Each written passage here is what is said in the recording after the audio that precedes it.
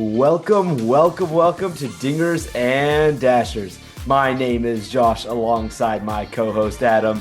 It's a great day to talk once again all things Caps hockey. Let's get right into it. Now, before we start, we do need to make a correction from last week's episode. Fan of the show Michael actually let us know that the Caps indeed were not playing the Red Wings like we said Tuesday night. They were playing the Tampa Bay Lightning. He did also mention that there is a home and home series against the Red Wings happening December 20th and 21st. So we'll be covering those against the Red Wings. But as of last week, the Caps took care of the Lightning. Now, Adam, let's get right into the game that just happened tonight. The Caps making quick work of the Seattle Kraken. Tell me what you saw. Josh, I saw a dominating win against the Seattle Kraken in every single facet of the game. I saw a puck possession clinic, great five-man unit. I saw the Capitals dominate in the shot on goal department, something that they struggled with against the Hurricanes last year in the postseason. If you don't take shots, you're not going to get results. And I think that's what Leonard saw in this game. That's what Chikrin saw in this game. Big results for the Yeah, Washington Capitals. yeah, I did what I call I saw what whoa words. The Caps did what I like to call yo-yoing. They move up and down together as a five-man unit, which is just so great to see because a lot of the Caps' sneaky offense does come with those defenders getting up ice. The game against the Canucks on Sunday where the Caps fell 4-3, their problem through the first two periods was that there was so much disconnect and so much space in the neutral zone between your blue liners and your forwards. I thought the Caps tightened it up. Adam, the Caps scored in the McNugget minute of the third tonight. That's a free six-piece chicken McNugget with a minimum $1 purchase tomorrow, only in the app, as we hear from Joe B every last minute of the third period. Tom Wilson scored that goal. It was an empty net to the top shelf. And dude, Wilson has been on a tear this season. Yeah, he's looked fantastic. And that's something that you need to see from Tom Wilson. Something I love to see from Tom Wilson. I know you saw that hit he had against the hit he had against the Canucks a couple days ago. Yeah, Awesome hit. Philip Scheitel, he cleaned him out, creamed him in open ice. Oh my God. Yeah, I mean the refs were about to call a they were about to call a major. Could have had a suspension, but Tom Wilson, something we haven't seen him ever do, let up. He stopped skating and he actually had a clean hit. Tom We give, we, Wilson, we give him you're claps for that our in the guy. podcast. Yeah, thank you, Tom. Thank you for not getting a major penalty and getting suspended.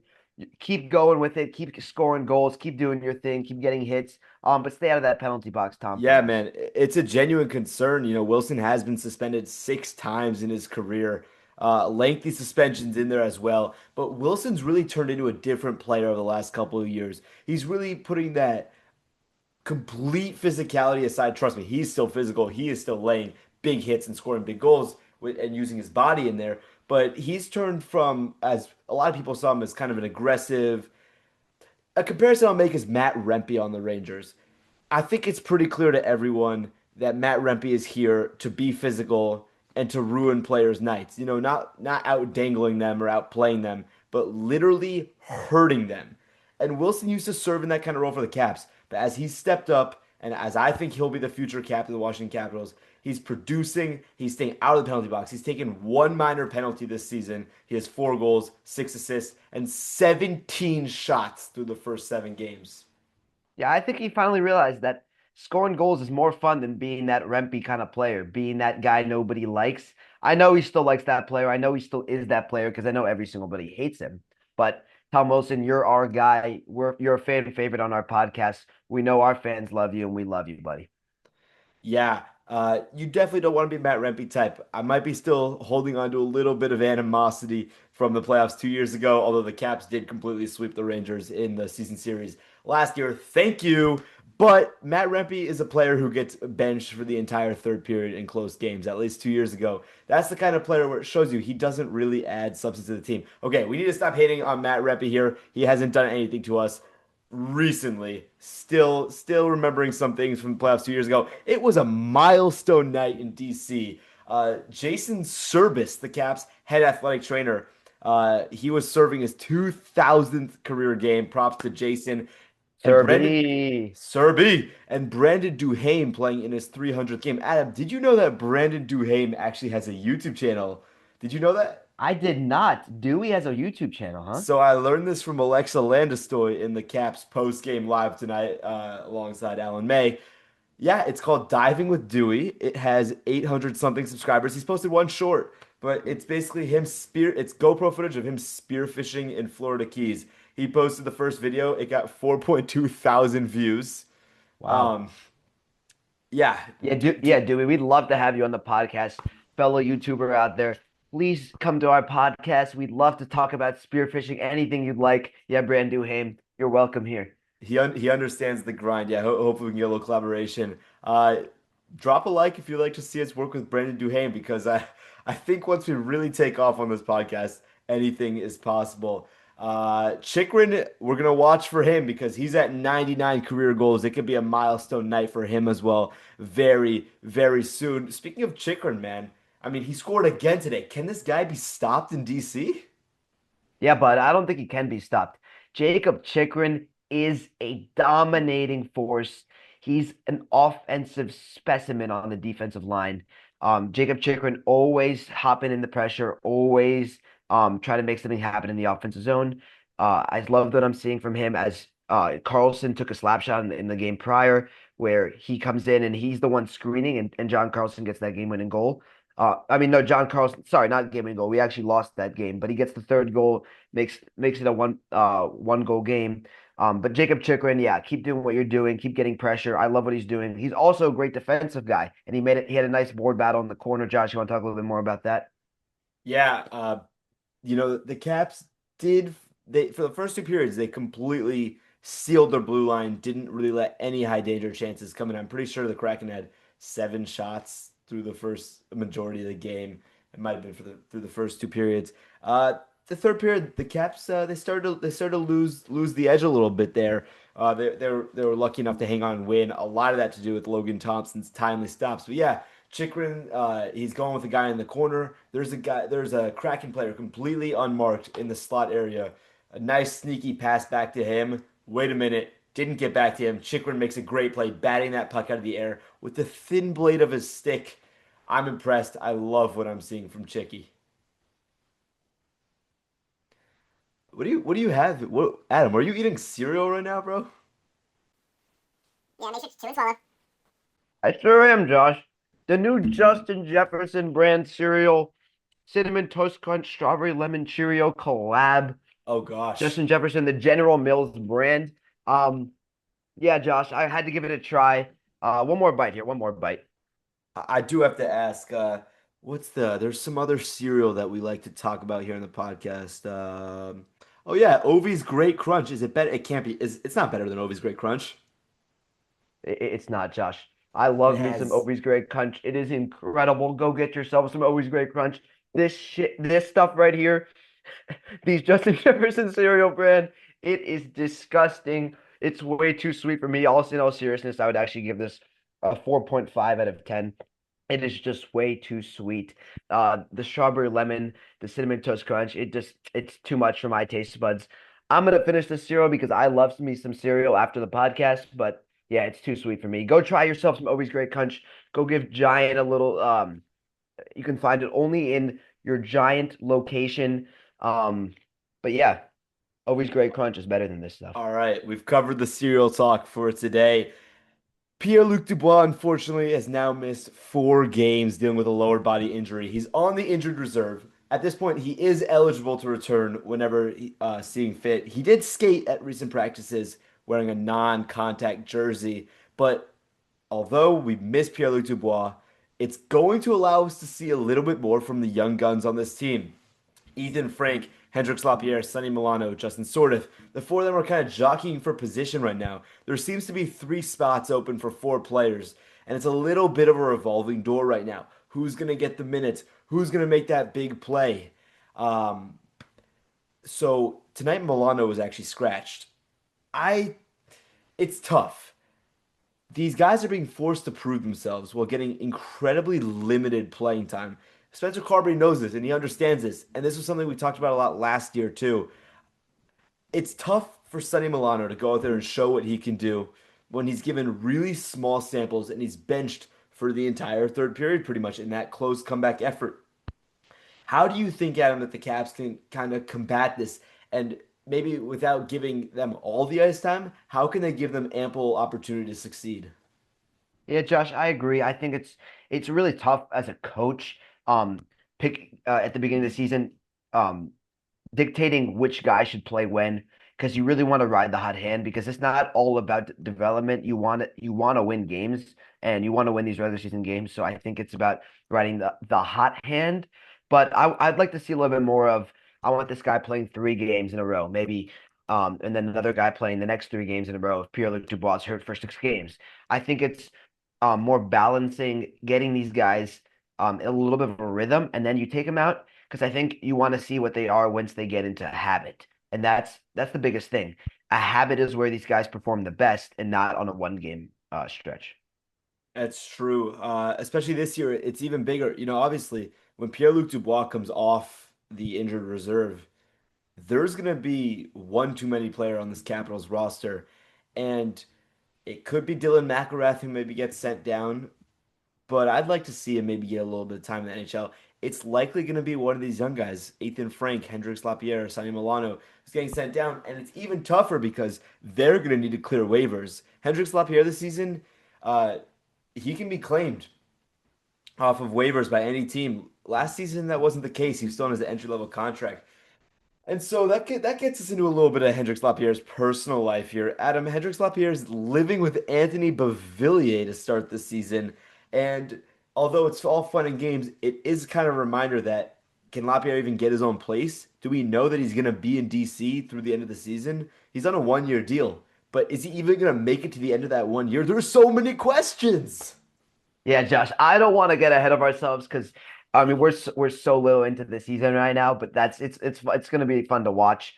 Maybe not because we don't want to see Lapierre leave, but another living situation that is fun to watch. Ryan Leonard was living with Pierre-Luc Dubois up until a couple days ago when we got the news that Ryan Leonard would be leaving the Dubois family home just because there's too much going on there, and he has multiple kids, and we get it, Pierre, but we know you taught Ryan Leonard a lot of great things, a lot of great hockey tips, a lot of great family things, Yeah, not and not had not a just mer hockey had a tip. yeah, Yep. yeah. Wait, Not I want to not say it, Josh. say it. Let Tell me him. say it. Let me say it. Say He it. taught him how to marinate his meat, Josh. I mean, When that's I just say good. when I say marinate meat, I mean like a steak, and he taught him how to like properly salt it, properly put like a good sauce on it. Yeah, that's what I mean by it. I'm not sure why you had to clarify that. I can't think of any other way that that could have been perceived. Let's move on back to the hockey rink because we're spending a lot of time off the rink today. We're talking about Justin Jefferson cereal. What's that, Adam? The Caps power play has finally started to heat up.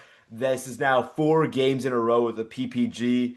And conversely, if that's the correct word for this situation, Let's go with it. they let's go with it. The Caps penalty kill has started to heat up. They started the season pretty rough penalty kill after having a great one last season. First couple games in, they were like 50% or something. It was bad. It was poopy. But the Caps are starting to get it back. The Kraken had scored in power play goal in 5 straight games heading into tonight, and the Caps shut it down thanks in large part to the big man LT.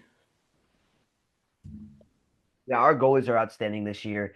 I mean, our goalies are going to be outstanding this year. I know it. I know Logan. I know Lindgren. I know they are both going to be great. I know that um, uh, whoever the Caps decide to go with a certain day, either of them can get a win against any team in the league. And that's something you want out of a goalie tandem. You don't want one guy, you want both guys. Logan was great today. Charlie's been great in the past. And let's go Capitals. Come on. And God forbid something happens to either one of them. We have a great third string goalie in Clay Stevenson who can be called up at a moment's notice. I love having a good third string goalie. Uh, as Adam takes another bite of the Justin Jefferson cereal. Do not make me break out my Ovies Great Crunch. Hold on. Let's stay on topic for 3 seconds here. God forbid something happens. If Clay Stevenson needs to come up, I think that he's going to put together a great game whenever he inevitably breaks into the NHL. Last season, when Hunter Shepard was our third string goalie, it's like, okay, Hunter Shepard's playing tonight. Let's not even turn on the TV. Let's just go Yeah. cry ourselves to bed before the puck even drops. But Hey, I hey, hey! feel Don't do my boy Hunter like that, Josh. You're right though. You're right. he just might need a haircut. That might be all it is. I think that's what But it is. speaking of former Caps goalies, let's get into our Caps throwback player of the week. Yes, it's Philip Grubauer this week. He was the Caps backup goalie for a while. He was actually on, uh, not was, he is on the Seattle Kraken at the moment. He was serving as their backup or third string goalie tonight. Great to see Gruby back at him. What has Philip Grubauer meant to the Caps? Yeah, not even just the Caps. Philip Grubauer meant a lot to me. Coming up as a Washington Capitals fan in my early days, Philip Grubauer was the backup to Braden Holtby, but he was just the energy guy. Everybody knew like Philip Grubauer, if he came in, he was going to be an energy boost to the Capitals lineup because Holtby was the starter. Holtby was the starter, and then Holtby started playing a little poopy in that 2018 Stanley Cup season. Grubauer comes in, he's playing great.